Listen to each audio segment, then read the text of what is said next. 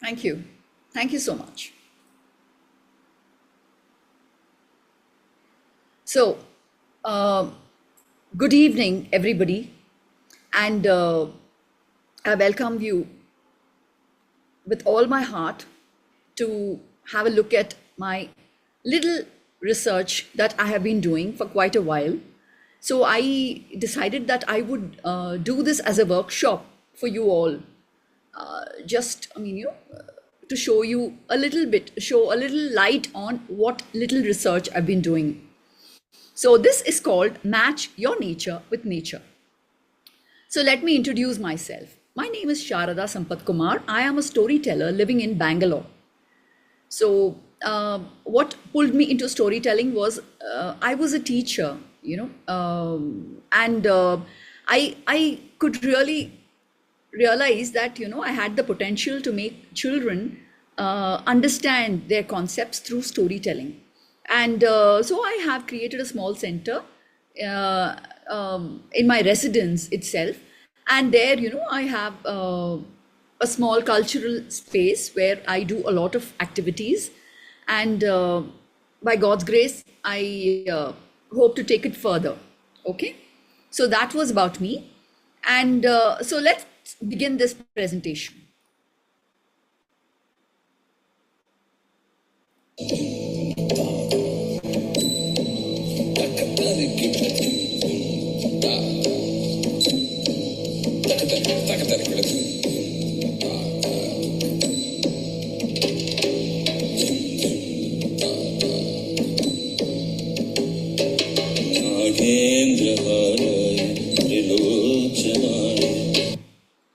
Yes.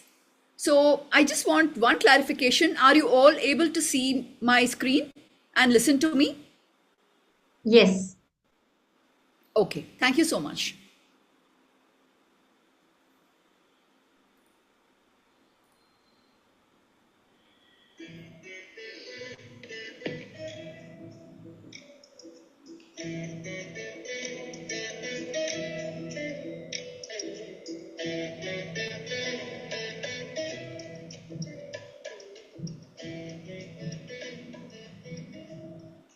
Hello, everybody. A very good evening to all the esteemed guests present here. Match your nature with nature. This is a self exploratory analysis workshop which investigates on the interconnectedness of the universe and the self. A study of the Panchabhutas, earth, water, air, space, and fire, and our inner self using the Panchabhutasthalam stories of Shiva with activities and takeaways from the Panchabhutas. So, you have a lot to explore in this. Let's enjoy this journey together. Thank Yes.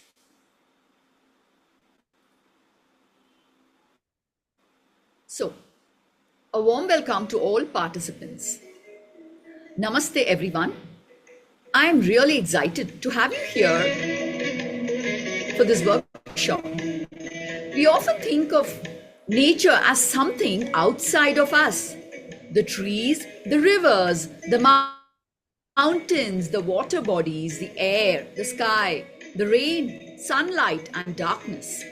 But what if I told you that nature is also within us? It is a wonder to realize that the five elements that make up this universe, earth, water, fire, air, and space, also shape our body parts, emotions, thoughts, actions. Today, we will explore these elements through stories of Shiva, reflect on our human nature, and how we can balance them to live more harmoniously. So that's why I decided to choose the title Match Your Nature with Nature. So, before we dive in, Let's take a moment. I am going to do a guided visualization. So please close your eyes. Before we dive in, let's make a moment to connect with the elements of nature. Sit comfortably with your feet flat on the ground. Close your eyes. Imagine the earth beneath you, solid and steady and hard. Feel the breath moving like the wind in and out of your body.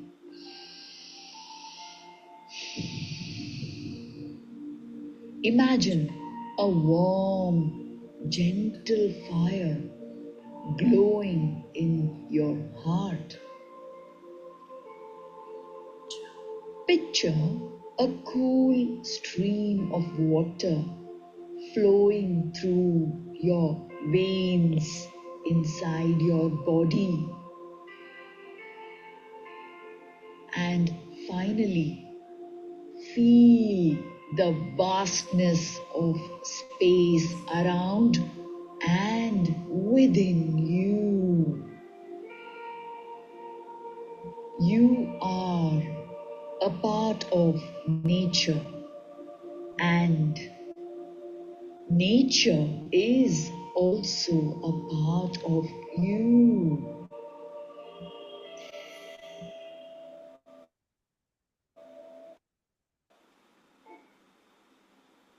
Yes. So, let's understand the Panchabhutas. The Panchabhutas are the 5 elements of nature which are essential for us to exist, for any life to exist. They are earth, Prithvi, water, Jal, fire, Agni, air, Vayu, and space, ether or Akasha. Pancha in Sanskrit means 5, and bhutas means elements that have come into existence. Okay? So as you see the image, you have all the 5 elements which is made, the universe is made up of that, as well as the human body is also made up of these Panchabhutas. Now, so balancing these 5 elements in our daily life is really important because, as I had already told you, the human body is also made up of these Panchabhutas or the 5 elements of nature. And each of them have a particular position in the Kundalini chakras of our body. And interestingly, our hands also are connected in some way or the other to the Panchabhutas. So those of you who are familiar with doing pujas may be knowing this. So whenever we do a puja like Krishna Janmashtami or Vinayak Chaturthi or Navaratri or whatever, this puja is very, it's a special part of the puja. Om Angushtabhyam Namaha, Om Tharjanibhyam Namaha, Om Madhyamabhyam Namaha, Om Anamikhabhyam Namaha, Om Kanishtikhabhyam Namaha. So these names indicate the 5 fingers in our hands. Okay. So the thumb is related to Agni, connected to the Panchabhuta element called Agni. The index finger to Vayu, the middle finger to Akash, sky, the ring finger to earth, and the last little finger to the sky. To water. Now, so let me just explain what these hand mudras convey to us about the Panchabhutas. So taking the thumb, which is connected with Agni, it helps, holding your thumb with your index finger, the power of digestion and transformation happens. With the index finger, it's the air element, control, movement, and the nervous system.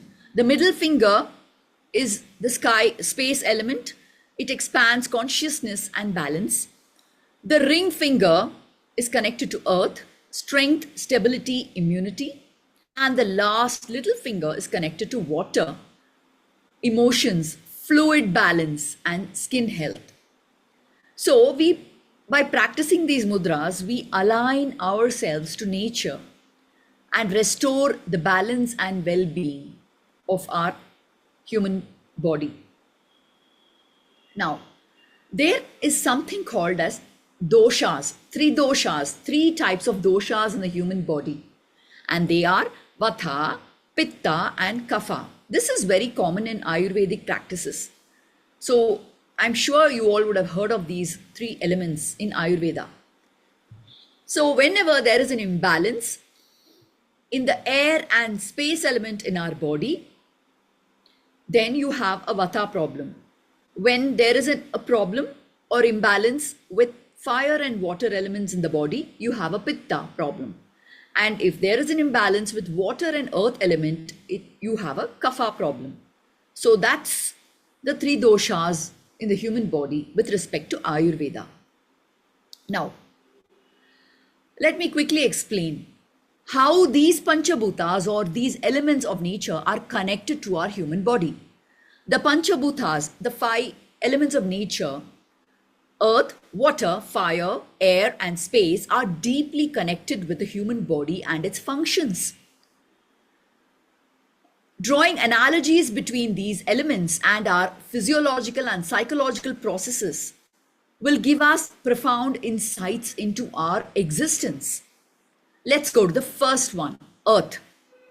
So what, according to you, by general knowledge, you yourselves can think and tell me, earth is nothing but stability and structure. It is a solid round ball. It provides stability and structure. So let's go to the analogy. The skeleton, the muscles, nerves, veins, arteries, and organ structures in our body are akin to the earth's mountains, soil, valleys, deserts, etc., providing structure and support, because they are the physical parts. So, just as the earth offers a foundation for all living beings, our nerves, veins, arteries, organs, all these form the framework that support and stabilize our body. Water element. So, what is the water element? The characteristic features are fluidity and circulation. And drawing an analogy, the blood and the bodily fluids, the lymph fluids, the digestive juices mirror the earth's rivers, oceans, facilitating circulation and nourishment. Beautiful, isn't it? So, water constitutes a significant part of our body, ensuring hydration, nutrient transport, and waste elimination, much like the water bodies that sustain life on earth. Fire. The characteristic features of fire are metabolism and energy. Drawing an analogy, the digestive fire, which is also called Agni in Sanskrit, the Agni in our stomach resembles the sun's energy, driving metabolism and transformation.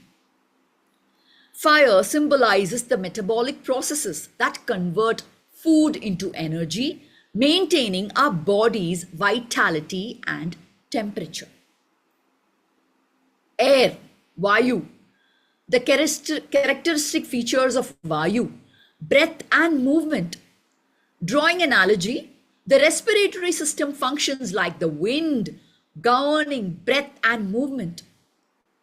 Air represents the breath of life, which is essential for respiration and distribution of oxygen throughout the body, enabling movement and activity. And you also know the same thing happens on our earth too. Space. the characteristic features of space, consciousness, and connectivity. Drawing an analogy to space, the spaces within our body, such as the cavities and channels that act like the vast sky, providing room for function and consciousness inside our body. Space denotes the emptiness within us that allows for the existence and interaction of the other elements, facilitating communication and awareness. So, by understanding all these analogies of the elements of nature, we recognize that our bodies are microcosms. What are microcosms?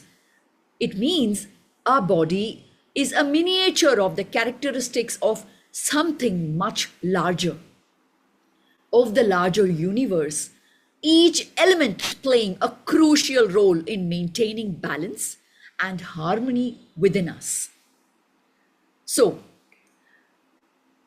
having learned a little bit of what the Panchabhutas are and how they are connected to our human body, let us go into the Panchabhutas and the Indian mythology connect.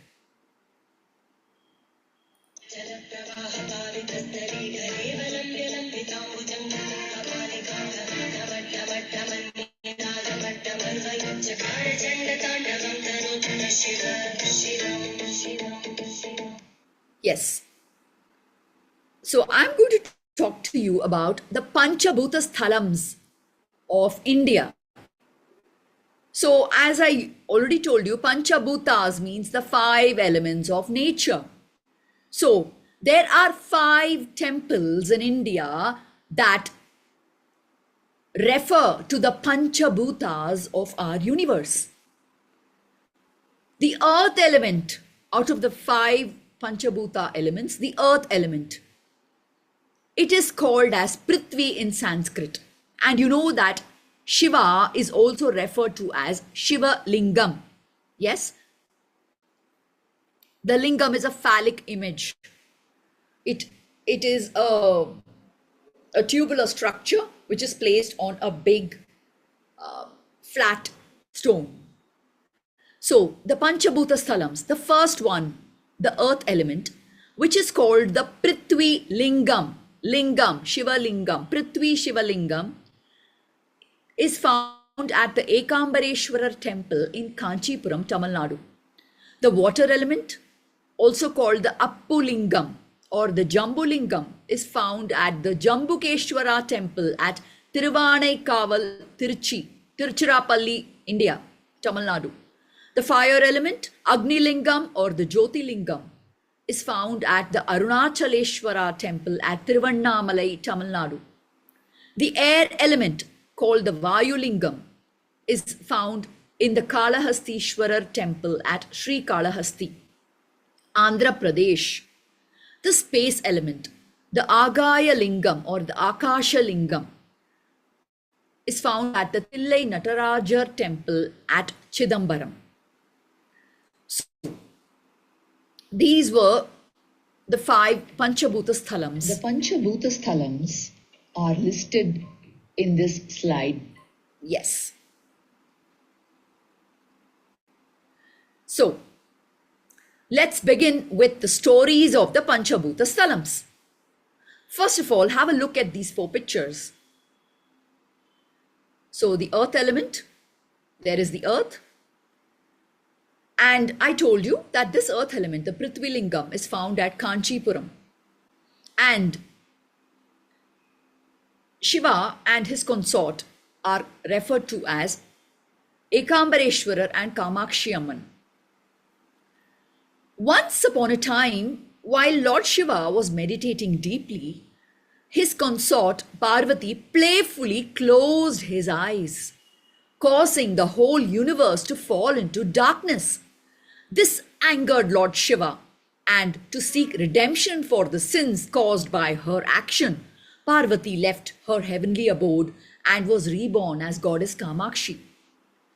On earth, to repent for her sin and win back Lord Shiva, Parvati performed severe penance and austerities under a mango tree. Parvati made a Shivalingam out of earth, mud, okay? That is the earth I am referring to, soil. To test Parvati's devotion, Lord Shiva released the Ganga from his locks, from his matted hair, and made it flow through her place of prayer. Despite being caught in the rush of water, Parvati, instead of trying to save herself, hugged the Shivalingam to save it. Lord Shiva was extremely pleased with her devotion and appeared on earth to marry her. It is believed that the indentations caused on that Shivalingam made out of earth, caused by Parvati's embrace, still can be seen on the lingam if you visit the Ekambareshwara temple at Kanchipuram. Shiva protected it, demonstrating his grounding and protective nature. So, how do we connect this story to our human body? Earth represents stability, patience, and grounding. So, what is grounding? Being steady and sensible in all our actions. We are often shaken by life's changes and challenges, but grounding ourselves like the resilient Shiva helps us remain centered and grounded. Matching our nature with earth helps us feel secure and resilient and grounded, which in other words is we are able to feel deeply present, sensible in all our decisions, and steady with our mindset. So, I would like to do an activity with you regarding this. Imagine roots growing from your feet into the earth. That happens only with plants, right? But just imagine, we are all humans. Roots growing from your feet into the earth, which helps in transforming all our anxieties into calm. Just imagine. All of us, all of our minds are cluttered with anxiety, worries, tension, stress. Imagine how would it be if we let go all our anxiety down to the earth through our roots. So that was a story and activity. So I would like you all, or at least one of you or two of you, to narrate an incident in your life that you think would have made you resilient or grounded. Are there any takers for this?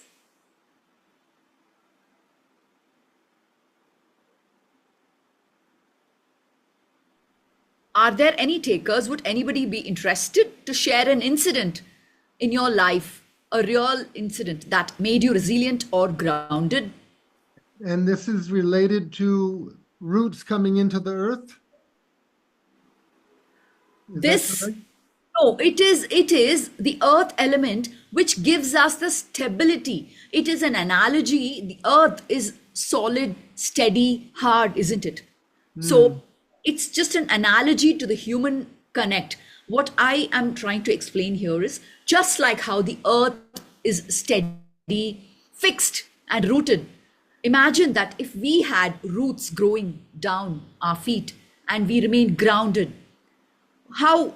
it would make us more resilient and it would make us more bolder, to take actions or, something like that. So, would anyone like to share any incident that probably would have given you the resilience or made you steadfast or grounded in nature?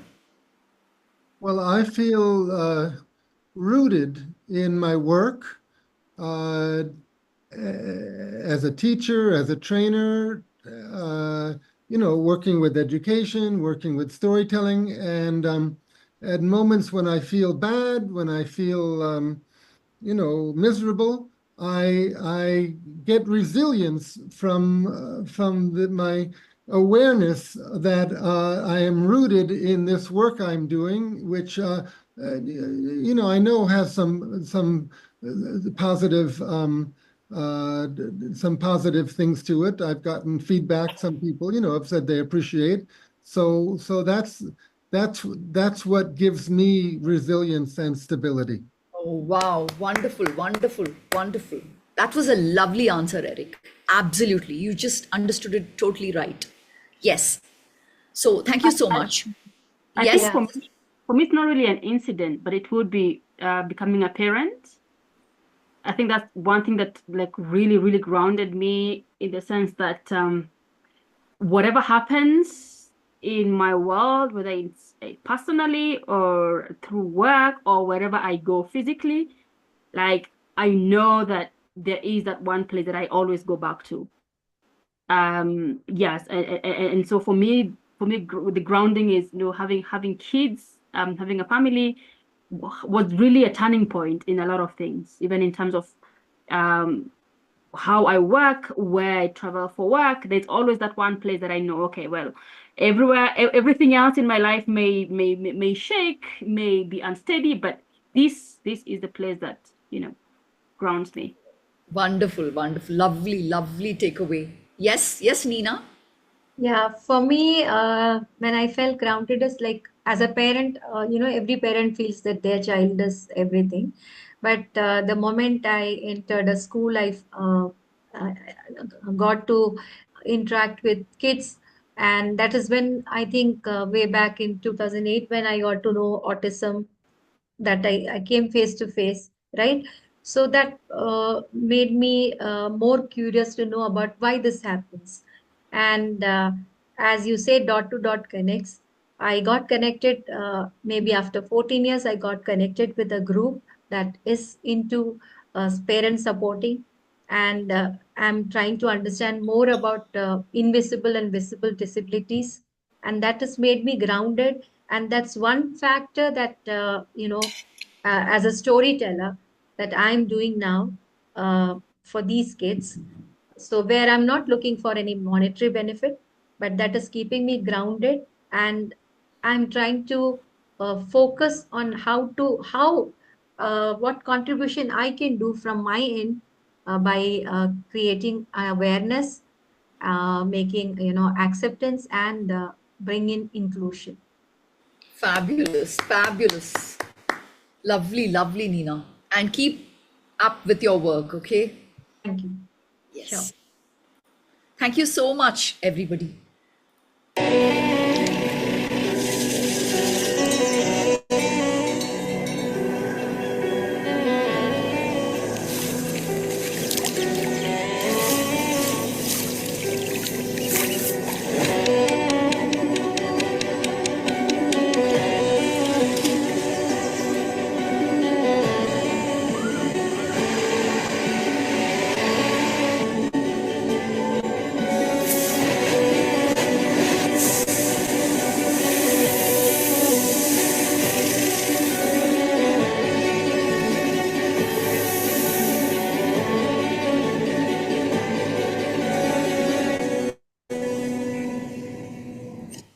So, that was this important element called the earth element.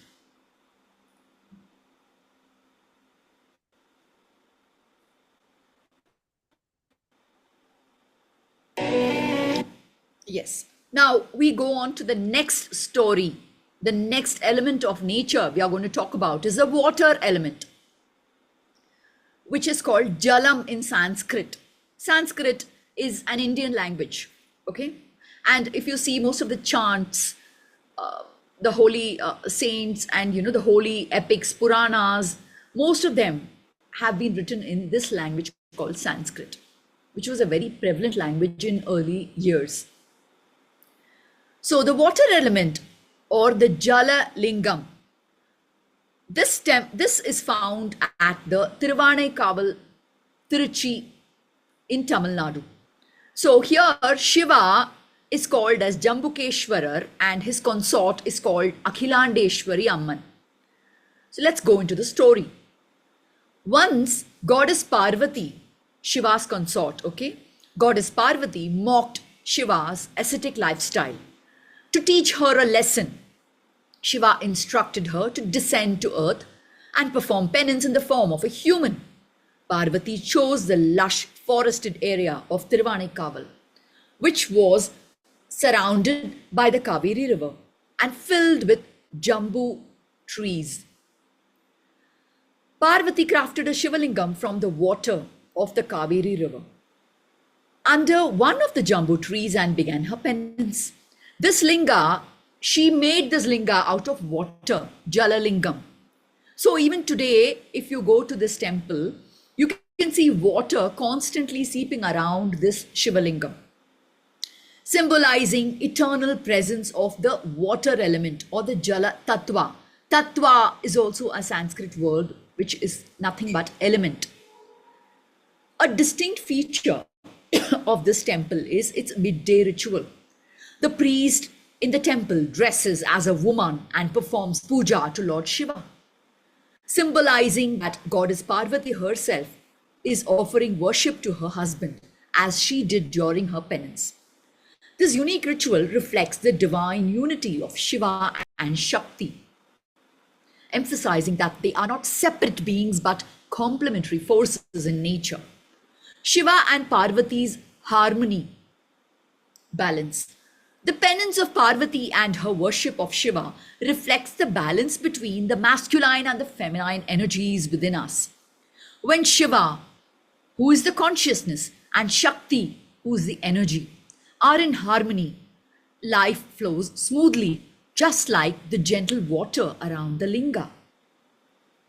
So, how do we connect this Jala Tattva or the water element to our human nature?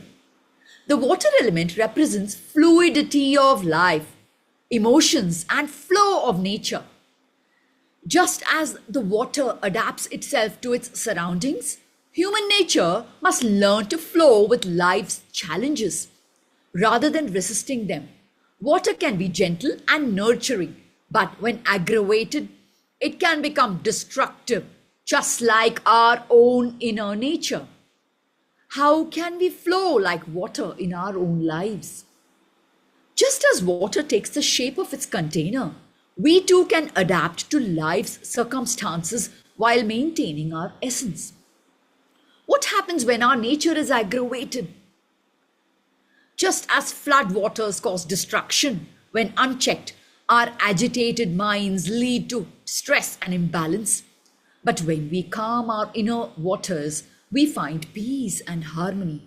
The ever-flowing water symbolizes the flow of life and emotions.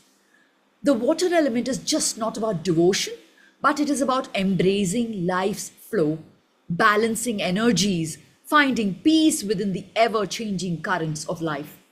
Water symbolizes emotions, adaptability, and purification. Just as water flows, we must allow our emotions to flow without resistance. By aligning with the water element, we cleanse ourselves emotionally and become more compassionate. So, this is an imagery of the tsunami that happened 20 years ago. Look at the disaster. Look at how aggravated water can become. And this is just an analogy to our human minds too. As long as we have calm minds, we are calm and composed. But when our minds become agitated, this is what happens in our minds too. So that was the human connect with the water element. So let's go to the activity. Close your eyes. See, I believe that, this is an online session, but it does wonders as an offline session. Please follow the instructions. Close your eyes and imagine standing in the lush forest of Tiruvannaikaval. You hear the gentle flow of the river. Feel the cool breeze around you. Now, imagine the calm water flowing inside your heart, flowing gently, washing away all your worries.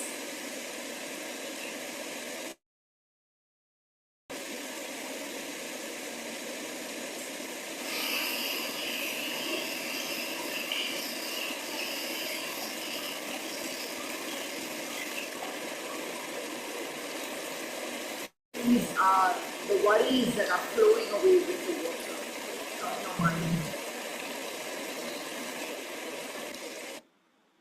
Yes. So, what I would like all of you to do is, if you have water near you, or try this later, whisper a heavy emotion that weighs heavy upon your heart into a glass of water and sip it to transform the emotion into peace. Make peace with it. Just sip it, swallow it, so that it washes away all those heavy emotions and the impact they have had on your body. Think about a time when you resisted change in your life. What if, like water, you had flowed around the obstacle instead of fighting it? Yes, can I have any takers for this? Can anybody share any episode of your life which was similar to this? A time when you resisted change in your life, but then you flowed around it.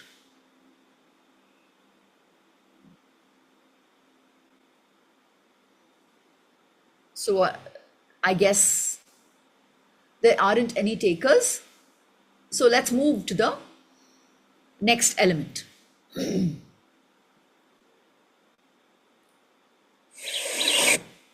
Yes, the fire element. So let's go to the story of the fire element.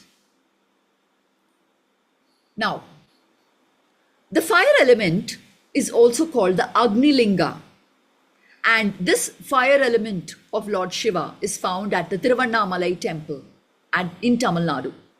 So once upon a time, Lord Shiva appeared as an infinite pillar of fire. Imagine an infinite pillar of fire which has no beginning, no end. He wanted to settle a dispute between Brahma and Vishnu about who was the supreme god. Neither could find the beginning or end of the flame, symbolizing the boundless nature of consciousness. The Arunachaleshwara temple at Tiruvannamalai, Tamil Nadu, is one of the most sacred temples of Lord Shiva, representing the Agni Linga, the element of fire. The temple is nestled at the base of the Arunachala hill, which is a symbol of spiritual illumination and inner awakening.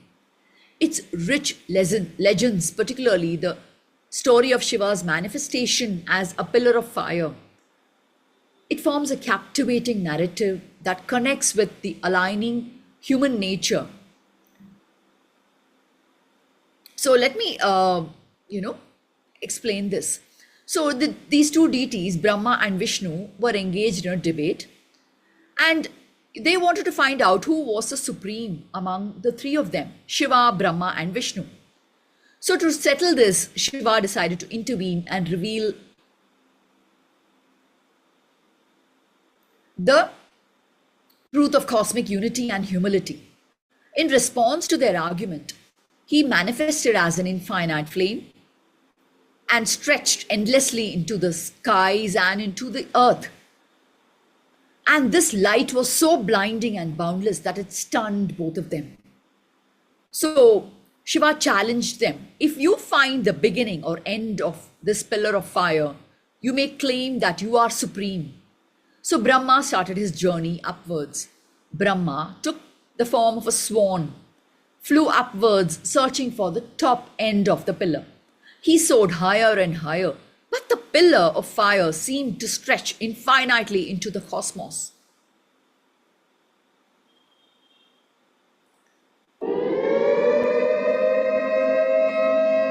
So that I wanted to show you is the intensity of fire. how bad or worse a fire can get. That is the power of fire. So, when both Vishnu went downwards, he took the role of a boar, a wild animal called the boar, and he dug under the ground searching for the end of this pillar of fire. When both the deities returned, Brahma declared his victory, saying that he had found the beginning of that pillar. But Vishnu admitted his failure. But the truth was that there was no beginning. Brahma had lied. Shiva was enraged by Brahma's deceit, and he cursed him, saying that you will not be worshipped in temples on earth. So that is why you will not find Brahma temples commonly on earth in India. Shiva also banished this Ketaki flower. Ketaki is a name of a flower because it assisted Brahma and came with Brahma to lie to Shiva that they had found the start of that pillar. To this day, Ketaki flower is not offered in Shiva temples. In contrast, Shiva blessed Vishnu for his honesty and humility, reaffirming Vishnu's role as preserver of the universe. So the Arunachala hill, which was once an Agni Lingam, it is now the solidified flame. It is considered to be that. And after this event, Shiva manifested himself as the Arunachala hill, symbolizing the solidified form of this infinite pillar of fire. And this hill is considered to be a living deity, and circumambulating this hill, which is called as Girivalam or Pradakshina, is an act of profound spiritual significance. So how do we connect this fire element to our human nature? Fire represents transformation, purification, and illumination. Just as fire can burn away impurities, we can transform our inner selves by burning away ego, ignorance, and deceit. Brahma and Vishnu's story reflect the human tendency towards ego and competition. Brahma's downfall from his pride and dishonesty, while Vishnu's humility led to blessing and grace. This teaches us that to let go of our ego and embrace truth and humility is not a bad thing at all. The Arunachala hill symbolizes the inner flame within each of us, the spark of consciousness that guides us when we are aligned with truth and integrity. When we recognize this inner light inside us, we live in harmony within ourselves and nature. Just as fire can warm and nourish, it can also destroy when uncontrolled. Similarly, our inner fire, our passions, our desires and emotions can empower us or consume us depending on how we manage them. So let's go to the activity. What is the fire within you? So I would love one among the audience to reflect on their inner passions or motivation for growth and transformation. Is there anybody who can share?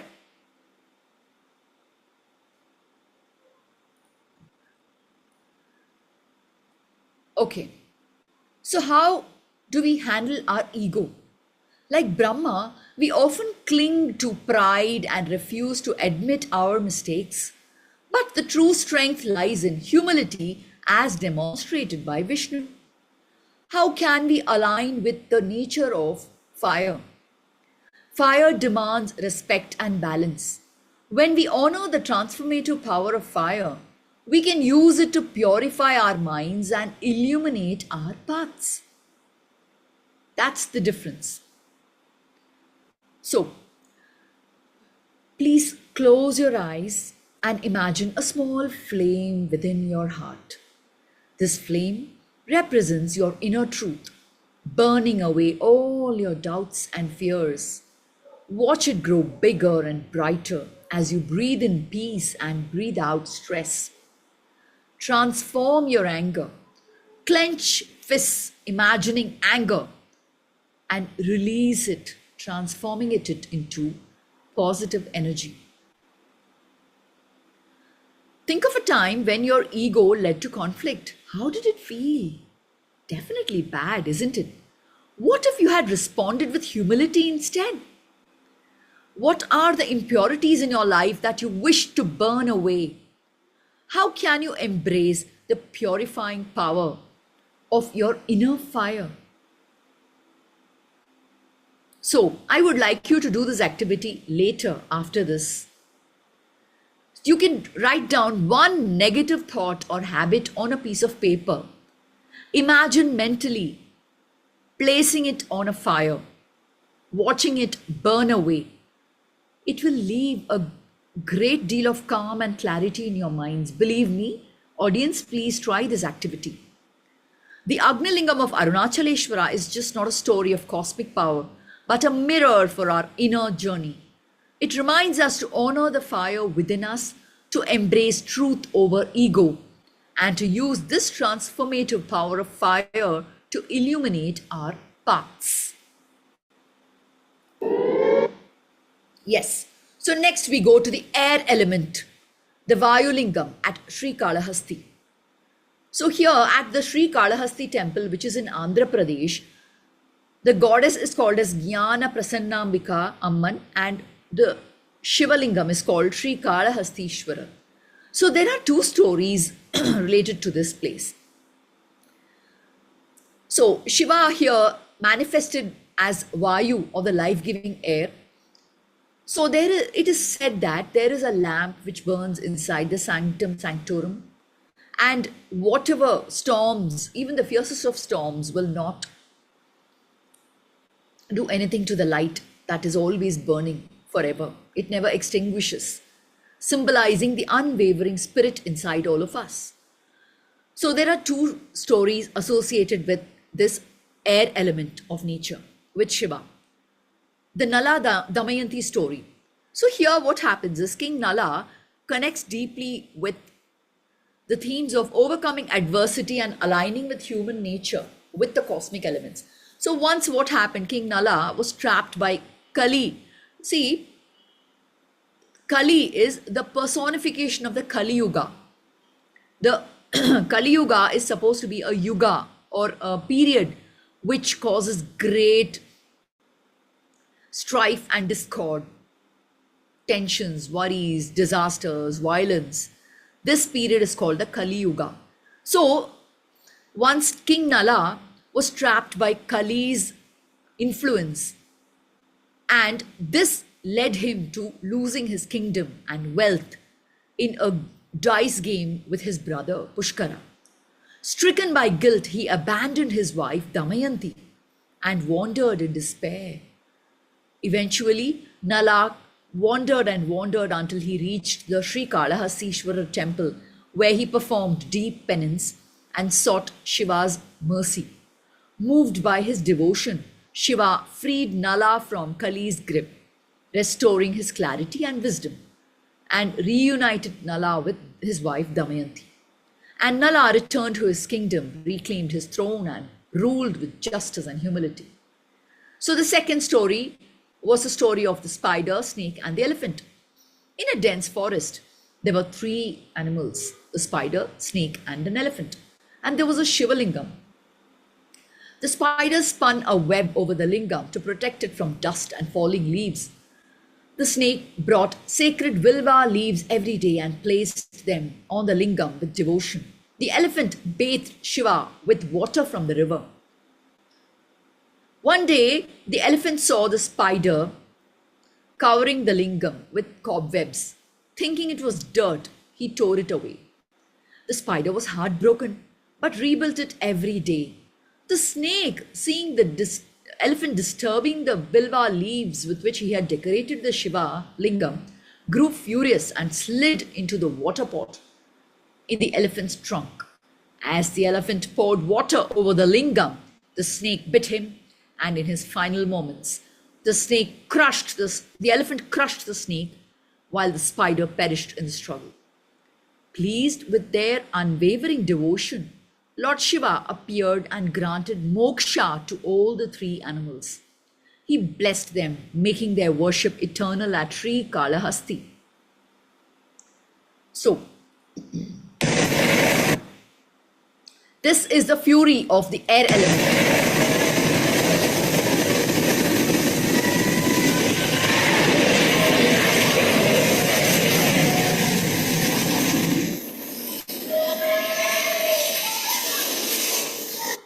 Yes. So, the air element is an unseen, omnipresent force, we all know that, which is essential for life. It represents the breath of existence and the power of transformation. Just as wind can erode mountains or carry seeds to new places, our thoughts and intentions can shape our lives when guided by clarity and purpose. The stomach gases in our body are considered akin to the air or the Vayu element. So here, the influence of Kali and the power of penance. Nala's story we just saw earlier mirrors our struggles with negative influences like ego, pride, greed. Like the wind that clears the sky, sincere self-reflection and spiritual discipline can dispel these dark clouds, bringing mental clarity and emotional balance. Sri Kalahastishwarar symbolizes the breath of the universe, reminding us to stay connected to the present moment. Through the rhythm of our breath, we can align ourselves with nature, grounding our minds and finding calmness amidst the chaos. So you can journal this. What are the winds that guide your life? Please remember, those of you who are not able to write now, you can please remember this question.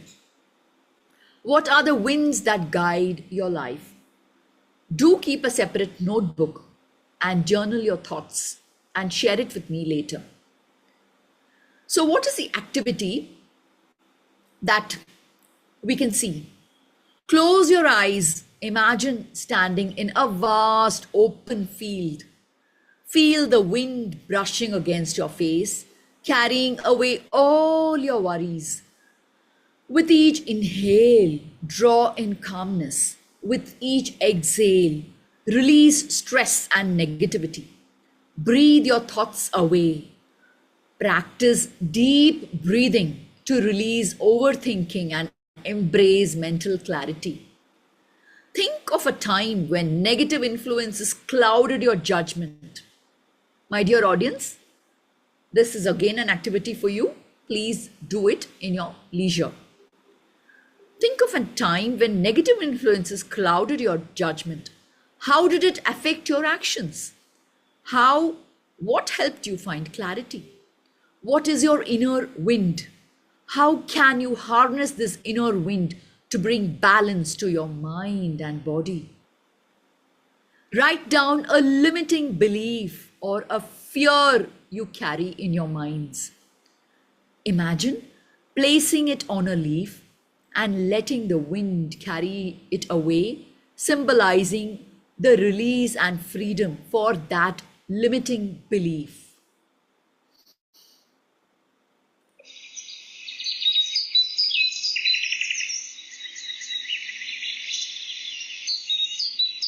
I know it's a lot to sink in, but please remember to do these mental activities later after you complete your session.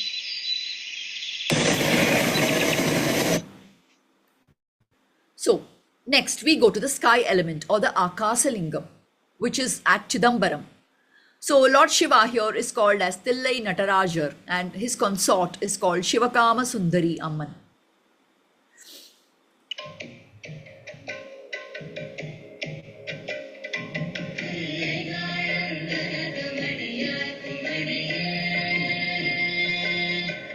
Yes, let's go into the story of Chidambaram. The Chidambaram legend, the dance of Shiva, Shakti, Shakti and the sacred yantra which is placed in Chidambaram even today. So there was a sacred forest, Tillai forest of Chidambaram. Tillai is nothing but mangrove trees, which are, abundantly growing in Chidambaram even today. So there was a hermitage with a group of sages who were living in this forest. These sages, they had this air of arrogance, and they thought that their rituals were the best and they could do anything to transform or fulfill the desires of anybody. So once Shiva wanted to teach them a lesson. The sages, feeling disrespected by his appearance, Lord Shiva went to their forest. The sages felt disrespected by his appearance, summoned fierce forces. They summoned a tiger, a serpent, and a demon to challenge Shiva. Shiva, who was calm, unshaken, subdued them, and he killed the tiger and wore the tiger's skin on himself. And he adorned the serpent, the poisonous serpent, as a necklace on his neck. And he defeated the demon called Apasmara. So here the story refers to a demon called Apasmara. But actually, you can also link it is a metaphor for ignorance. So the demon of ignorance was effortlessly destroyed by Shiva. As this cosmic battle unfolded, Shivakamasundari, the divine consort of Shiva, appeared embodying the nurturing and graceful power of Shakti, while Tillai Kali, a fierce goddess of the forest, watched from afar, symbolizing the primal transformative energy of the feminine. Lord Shiva, in his supreme form, began his Ananda Thandava, the cosmic dance of bliss. I'm sure all of you, or at least a few of you, would be very familiar that Chidambaram is connected to dance because of Shiva's cosmic dance, or the Ananda Thandava, which is called Happy Dance of Shiva. So, the Ananda Thandava, the cosmic dance of bliss, where creation, preservation, and destruction intertwined in perfect rhythm, the sages were awed by this divine manifestation of Shiva. They recognized Shiva's supreme power and the need for both his energy and that of Shakti. There is an interesting element attached to Chidambaram temple, the Chidambara Rahasyam, the temple's central secret. Shiva's formless presence. I told you, this is very interesting that in Chidambaram, every other temple which I spoke about had a lingam connected to the temple in the Sanctum Sanctorum. But in Chidambaram, you will not find any lingam, Shiva lingam. You will find emptiness. There is a curtain which always covers that emptiness. And exactly during the Mangal Aarti, the final Aarti to the deity, which is normally done to a bronze statue of Nataraja and Shivakamasundari, the last part of the Aarti, the priests would open a curtain behind which there would be nothing, literally nothing. So that is called the Chidambara Rahasyam. That is nothing, that nothingness is nothing but the formless presence of Shiva that is enshrined behind the curtain of the sanctum, signifying the truth that the divine is both formless and infinite. Yes, I'm very sure that you all would agree that God, whichever God it might be, he is formless and infinite, beyond all earthly forms. To honor the divine feminine, the sages created the Shakti Yantram at the Shivakamasundari shrine, a sacred diagram designed to invoke the goddess's powerful energy. This yantra embodies the cosmic balance of the universe and Tillai Kali representing the harmonious union of Shiva and Shakti. Devotees meditate upon this yantra, seeking the goddess's blessings for strength, prosperity, and spiritual awakening. The temple of Chidambaram stands as a living symbol of cosmic dance, where Shiva and Shakti, in their diverse forms as Shivagama Sundari, Tillai Kali, and the formless Akasa or the emptiness, remind us of the eternal balance that governs the universe.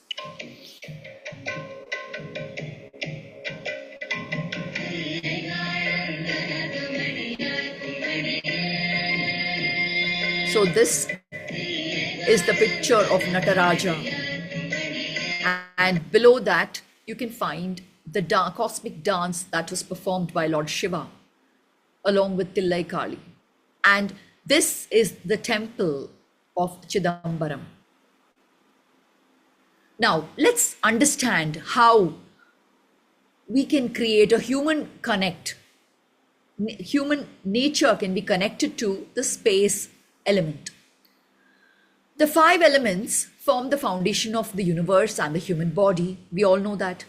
According to ancient Indian philosophy, each element is connected to a different aspect of life.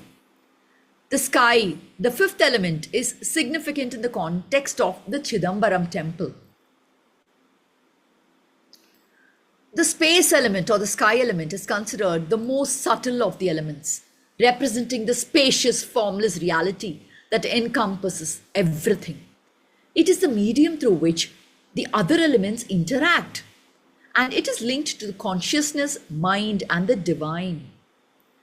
In the context of the Chidambara Rahasyam, the sky element symbolizes the formless presence of Lord Shiva. He is formless there. The boundless space, the formless space, the formless Shiva is represented as the sky element, the boundless space that transcends all forms. This reveals a profound truth. While everything in the universe has a form and substance, like you and me, the ultimate reality, which is Shiva or any God, God is formless and infinite. Just as the universe is made up of the 5 elements, so too is the human body, which is a microcosm of the macrocosm. The Akasha or the sky element in the human body represents the space within the mind, the consciousness. It is through Akasha or the space element that we experience awareness and the flow of thoughts. It is the element that allows for the movement of energy, thoughts, and the life force within us. So, the human mind also is vast and formless. It holds potential for all kinds of experiences. Just as space in the universe holds potential for everything, so does the human mind. Just as space allows everything to exist, the mind allows all thoughts and experiences to manifest. When a person achieves spiritual clarity, the mind, like the space, becomes clear, boundless, calm, allowing one to connect with the ultimate reality. So the human mind is a place where all experiences, thoughts, and emotions are held in a space-like form. So that is why meditation and yogic practitioners aim to go beyond the physical and mental limits to reach the state of pure consciousness, connecting with the Akasha, which is formless and transcendent. This allows them to experience a deeper connection with the divine. So, in Chidambaram, the temple's formless presence of Shiva is symbolic of how the depths of meditation, spiritual practice, one can experience the formless, infinite God, the eternal nature of consciousness, transcending all material and forms and limitations. Thus, the human connection to the space element teaches us that just as space holds the universe, this space inside our minds, where consciousness, thoughts, and energies reside. By connecting this space through spiritual practices, we can align ourselves with the cosmic truth, experiencing the unity of the formless and the eternal, just like Lord Shiva. Yes. So, this is an activity again. Close your eyes. Imagine drawing aside the curtain which is inside your mind. All of us would have built a wall of resistance, isn't it, in our minds? Oh, I can't do this. Or this is impossible for me. Or no, this is beyond my capacity. That is called a wall of resistance. So imagine, close your eyes and imagine drawing aside this curtain of resistance within your mind. What do you see? Embrace the formless, silent space within you. That is where Shiva or God lies. All right. So this activity, please do experience it in your leisure time. Yes. And so what is the apasmara in your life? Apasmara, I told you, was that demon of ignorance. He is, signified as a demon here. So ignorance can also be personified as a demon called apasmara. Which do you think is the apasmara in your life? Is it ego, fear, or ignorance? How can you dance over it like Shiva and find joy? Yes. So, coming to the reflection and the group activity. So, which element of the story resonated with you most today? Are there any takers here? Well, Yes. I'm sorry, go ahead. Yes, sir. Yes, Eric, please go on. Yeah, I just want to say that I resonate very strongly with your general approach of inviting us to link nature and these divine stories and our own personal experience. I think it's a great project. I'm delighted that the session is being recorded, so that we and others can listen, again and again, because it seems it will take some time to link the what you presented to our own personal experience. So please don't feel bad if we're not able to link it immediately, but the process has begun. Absolutely, Eric. Eric, I know this is just a drop. You know what? This is just an eye opener. This workshop, this 1.5 hour workshop, is just an eye opener to this universe of ignorance or information or whatever you may call it, the infinite possibilities of our mind. So, I just wanted to convey that the power of our mind is as equal to the power of this universe, the infinite space inside. We are just, resisting somewhere.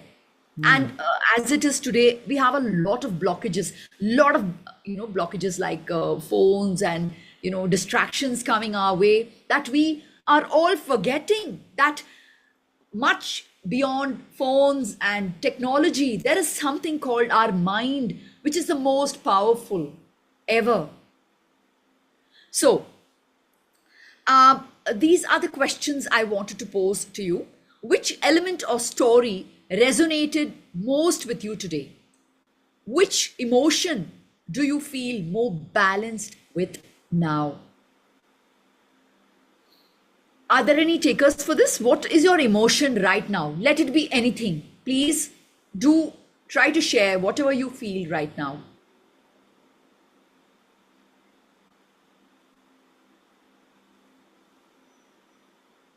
Is there anybody who can answer this?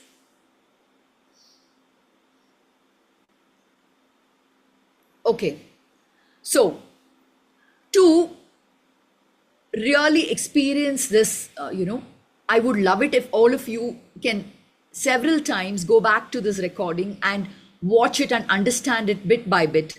And an important activity which I would like you all to take up is journaling.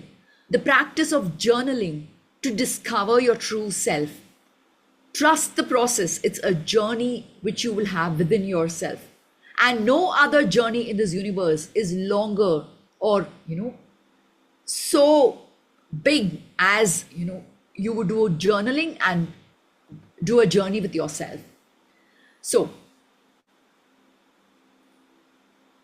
yes.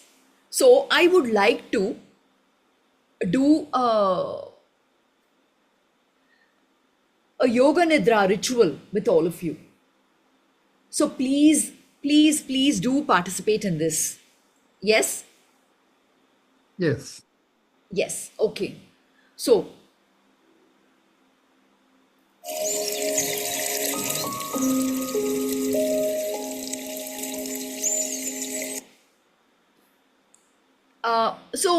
what I have done is, just before I started the workshop, I have made a recording of the instructions which I would like to give you in this yoga nidra ritual. So all you need to do is just follow the instructions which I will be telling you in this ritual. All right? Yes.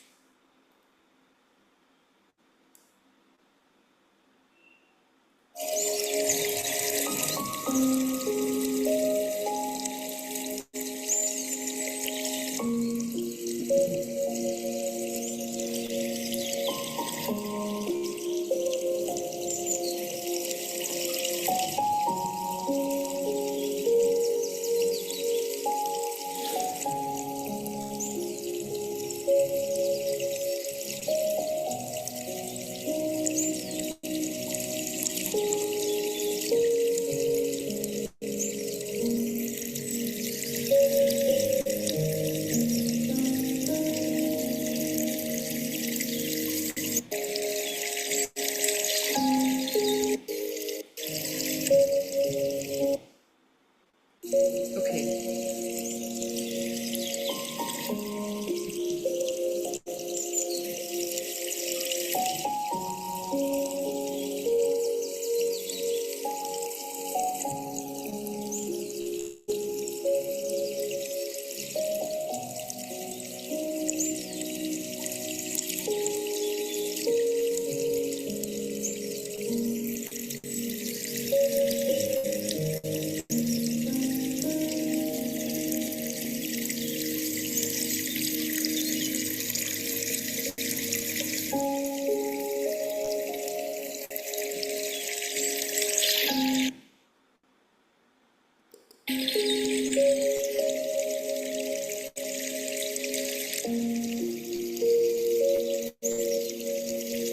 Yes. So please follow my instructions. Sit comfortably with your eyes closed. I would prefer that all of you do this. Sit comfortably with your eyes closed. Feel the vast space around you, holding you with care and love. Take in a deep breath and exhale slowly.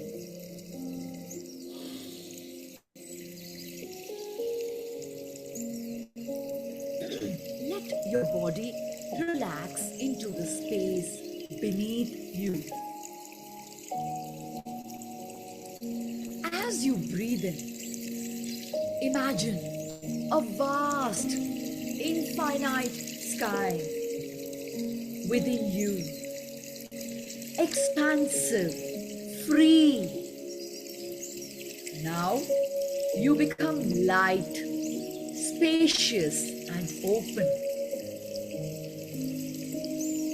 Bring your awareness to your body, your connection to this earth. Feel your feet grounding into the earth. Steady, strong, and stable. Move your awareness upwards, relaxing your legs, your hips, and your spine.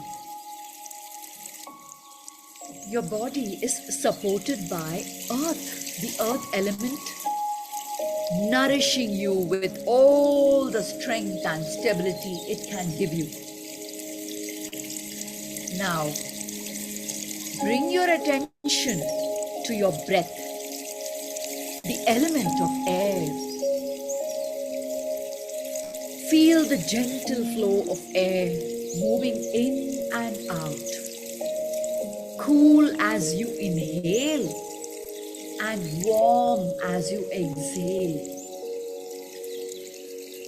Like the wind that moves freely, allow your breath to flow effortlessly, clearing any tension, making space for lightness and peace. Now, all of you visualize a soft, beautiful, golden, warm glow in your belly. The fire element, Agni. This fire inside your belly gives you the energy, the vitality, and transformation. With each breath, feel this warmth spreading into your chest, your arms, your heart. Your inner fire is balanced, steady, and peaceful. Now, imagine a gentle stream of water flowing through your body, purifying and healing your body parts. This is the element water, which brings softness, grace, and adaptability. Like this water, allow yourself to flow, to surrender, to be at ease with life. You are in harmony with the rhythm of nature.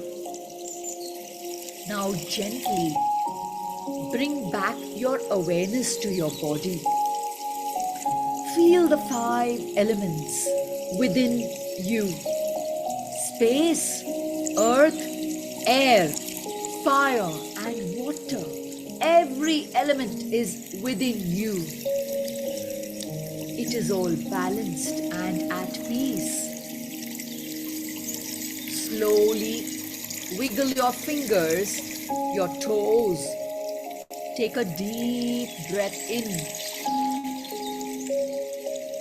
and exhale slowly. Whenever you are ready, roll to one side and slowly open your eyes.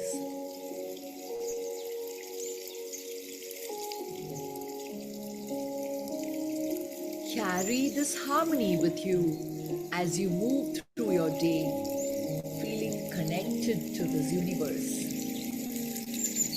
Om Shanti, Shanti, Shanti. Let peace prevail in all our minds.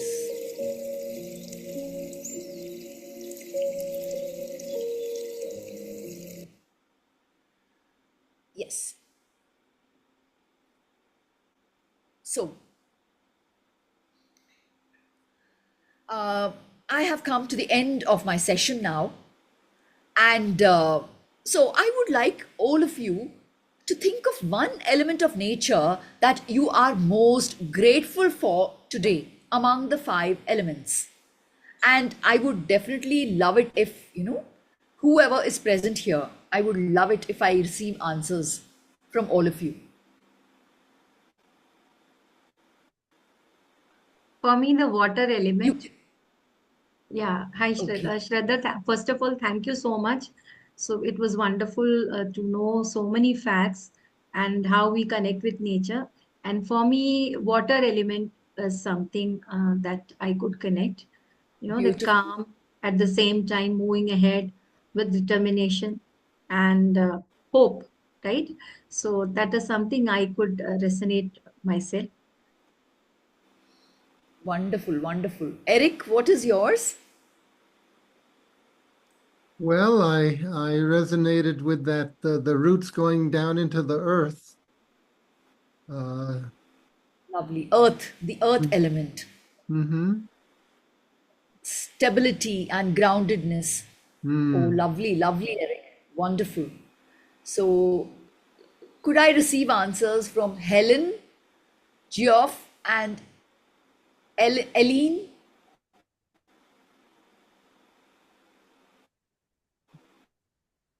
Hello, Sharda. Yes? Yeah, thank you so much for such a wonderful session.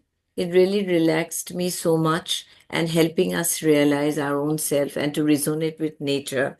You helped us discover our true self, which can be such a profound and transformative journey. And you have helped us to self reflect ourselves, to take time to introspect and explore our thoughts, our feelings, values, and passions. Ask questions like, what makes me happy? What am I grateful for? And what are my strengths and weakness? And the ritual that you have done, the mindfulness to practice like meditation and yoga to help us stay present and focused. Thank you so much for making us feel relaxed. And I resonate with water, as Nina says, and Eric also for me to be grounded as well. Thank Lovely, you so lovely, Meena. much. Lovely. Thank you so much. Thank you so much. It means a lot. Yes. Okay, I'm Helen. For me, I think I resonated a lot with the grounding, the roots going down. And I really liked your reflections, the grounding visualizations, and especially the one where we did breathing with the wind. I could actually really feel, the wind blowing, and when your voice came on, it's really wonderful. And the gratitude, mindfulness that you did at the end, that's really very calming. It's really good. Thank you very much. Such a feel Lovely, good lovely. effect to Thank you. go back now. Sharda, when I go back today, I close my eyes. Such a feel good. And I just like to share at the beginning, when you showed us the picture and the beautiful, the sounds of the stream and the birds and everything, you'll be happy to know, before we began our class, I was a teacher for class 6, 7 as well. To the beginning of the class, we used to ask the children to meditate. And this is how I used to ask them to close the eyes, just play the music, and just tell them slowly, relax, think a bit before. So when you showed me that, I felt so good about it. We used to do that before we used to begin our classes for those students from class 6 onwards, 6, 7, 8, like that.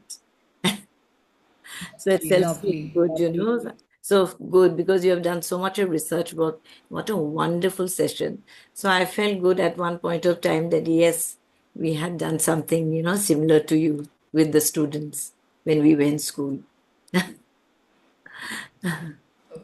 lovely, lovely. So wonderful when we all talk together. And you know what? This is just, I should say thanks to Eric. This is just the kickstart of our journey into our infinite mind. I think there is a lot more with storytelling that we can do to explore these opportunities. Yes, I would love to hear the other two members.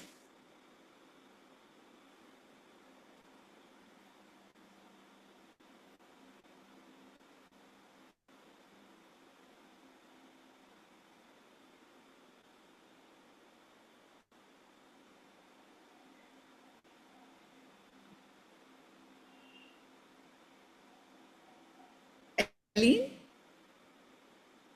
Yes. Thank you so much. Today, the fire element resonated with me. I had a storm in my life about 4 years ago, and I attributed at that time a blockage in my heart space and water. Am I remembering that right in terms of that connection? Yes. And your presentation on fire brought some insight to that storm. And I just want to thank you for that deepening in terms of my understanding of that storm through the fire element. Thank you so much. Lovely, lovely. Thank you so much, Ellie. So, Geoff? I always resonate primarily with air, but I have spent an entire lifetime working on balancing the 4 elements. So actually, all of them resonate with me. Lovely, lovely. Oh, that's brilliant. I mean, nobody would have thought of that. Each of us have something specific, one of the elements, we focus on. But yes, so that's a really nice thing that you brought out, that we could actually, consider all of them together as important. I mean, very precious too. Lovely, lovely. Thank you so much, Geoff. You gave me another perspective to think on and do my research. In First Nation belief, we have there's the concept of the medicine wheel, which also resonates with my Celtic heritage. But the medicine wheel teaches that each of us is born with a primary element. Mine happens to be air, but you travel the wheel of life, and at each point in the life, because each quarter has an element, you learn the aspects of that element and you balance it with your birth element until you have balanced all 5 elements together. Wonderful, wonderful.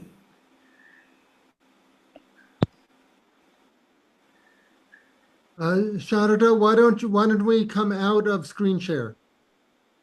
Yes, yes, Very good. yes. Okay, well, Sharada, thank you. This was really different, Okay. very strong. So thank you very much. Yes, Eric. So after the festival, I think, it would be lovely if we could have another session or something similar, I mean, on the same lines, so that, we get a better understanding, something like that we could try out, Eric. Mm-hmm. Well, we can, and also everyone, Sharada's email ID is on her listing on the Timings webpage. I'm sure you can find it, or ask me for it if you want to communicate with Sharada. But yes, we'll follow up. Yes. Thank you so much. So much love and gratitude to all of you. And may we always be together with the elements within and outside us. We're all connected through our elements, isn't it? Thank you so much, my loving audience. Thank you. God bless you all.